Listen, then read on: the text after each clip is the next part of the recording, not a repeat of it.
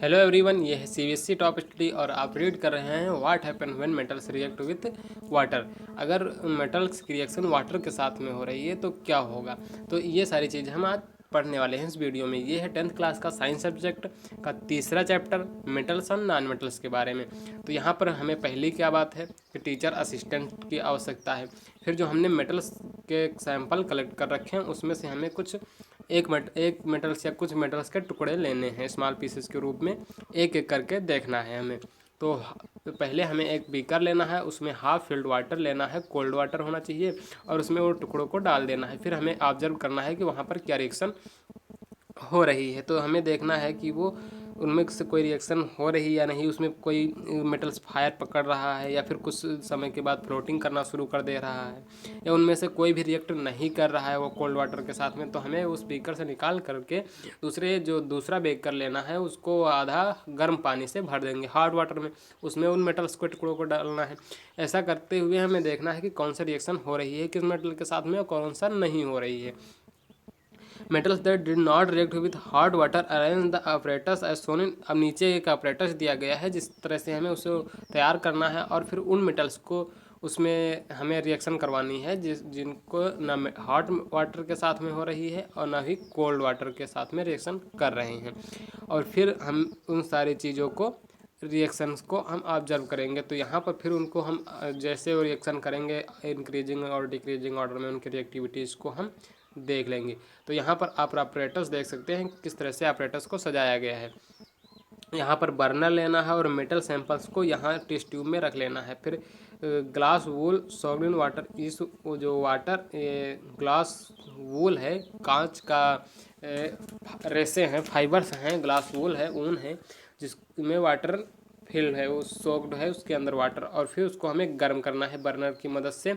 और वो मेटल से संपर्क होते हुए जो इसमें से वाटर वेपर्स निकलेंगी वो मेटल संपर्क होते हुए इस डिलीवरी ट्यूब के होते हुए यहाँ पर आती जाएंगी इस बीकर में। और बीकर के ऊपर ये लगी हुई है test tube, inverted test tube, इसमें भी वाटर फिल है। अब यहाँ से कुछ इकट्ठा होती जाएगी हाइड्रोजन गैस।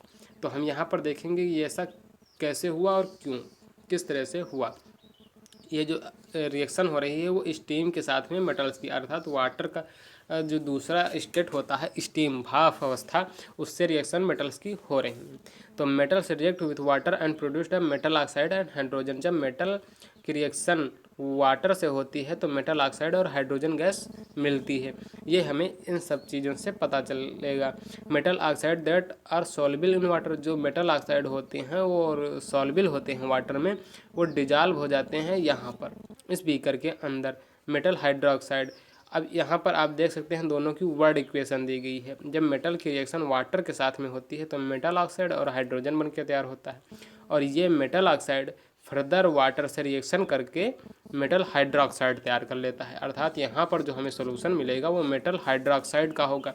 जो भी हम मेटल ऊपर लेंगे इस टेस्ट ट्यूब में वो मेटल ऑक्साइड तैयार हो जाएगा। यहाँ पर रिएक्शन होगी इस मेटल का मेटल ऑक्साइड, और फिर यहाँ जो रिएक्शन होगी इस वाटर के साथ में तो वो हो जाएगा मेटल हाइड्रोक्साइड। पहले यहाँ से वो आस्प स्टीम निकलेगी और यहाँ पहली रिएक्शन होगी, एक रिएक्शन यहाँ होगी, फिर यहाँ से वो मेटल ऑक्साइड बनेगा, और फिर यहाँ पर इस वाटर में होगी तो यहाँ पर दूसरी रिएक्शन होगी, तो यहाँ पर मेटल हाइड्रोक्साइड हो जाएगा।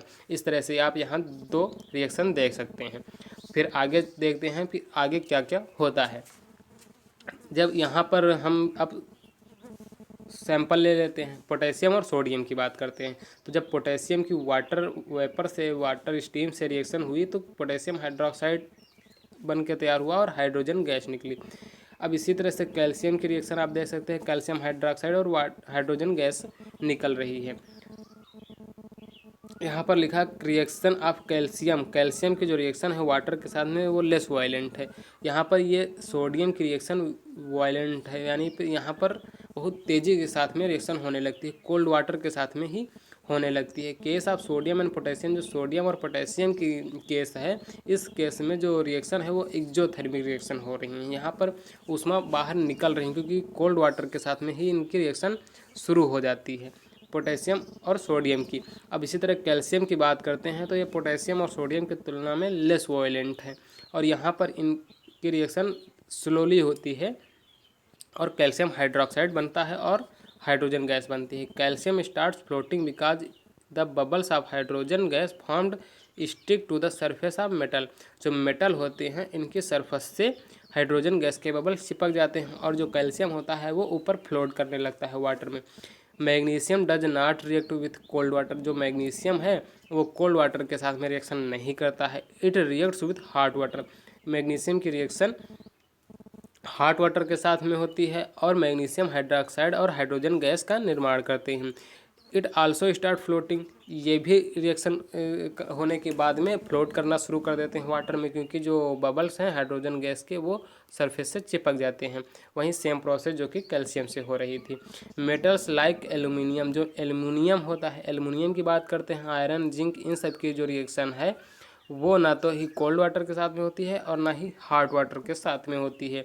अब यहाँ पर स्टीम के साथ में हम बात करते हैं, यानी हॉट वाटर से कुछ ज़्यादा 100 डिग्री सेंटीग्रेड से ज़्यादा टेम्परेचर पे अगर वाटर से रिएक्शन कराएं। हॉट या स्टीम का मतलब यहाँ पर यही है कि ज़्यादा टेम्परेचर चाहिए। तो यहाँ पर मेटल ऑक्साइड और हाइड्रोजन बनके तैयार होता है, जो कि हम ऊपर ऑपरेटर्स में रिएक्शन करवा रहे थे, वो एल्युमिनियम फेरस की जैसे रिएक्शन ही वहाँ पर होती है। और सोडियम और पोटेशियम की कोल्ड वाटर में, जो कि बीकर में ही हम करवा रहे थे रिएक्शन, और कैल्शियम हाइड्रोक्साइड भी कोल्ड वाटर या नॉर्मल टेम्परेचर पर रिएक्शन हो जाती है। यहाँ पर इसकी ज़रूरत हमें पड़ती है, स्टीम की ज़रूरत पड़ती है वो एल्युमिनियम और फेरस जैसे मेटल्स के लिए। तो यहाँ पर बनके तैयार होता है मेटल ऑक्साइड और हाइड्रोजन गैस। अब मेटल सच एज लेड, अगर लेड की या कॉपर या सिल्वर, गोल्ड, इन सब की बात करते हैं तो ये रिएक्शन नहीं करते हैं वाटर से। तो इस तरह से आप यहाँ पर देख सकते हैं कि वाटर के साथ में अलग अलग जो स्टेट है वाटर की, कोल्ड वाटर, हॉट वाटर और स्टीम स्टेज में किस तरह से रिएक्शंस होती हैं मेटल्स के साथ में। ये सारे मेटल्स की वाटर के साथ में रिएक्शन। अब ये हो गया टॉपिक। अब हम देखते हैं अगला टॉपिक, वो हम कवर करेंगे अगले वीडियो में। और तब तक के लिए जय हिंद। लेकिन एक बात, अगर ये वीडियो आपको पसंद आता है तो इसे लाइक करिए, अपने दोस्तों के साथ में शेयर करिए, और अगर अब तक आपने सब्सक्राइब नहीं किया है तो इसे सब्सक्राइब भी कर लीजिए। धन्यवाद।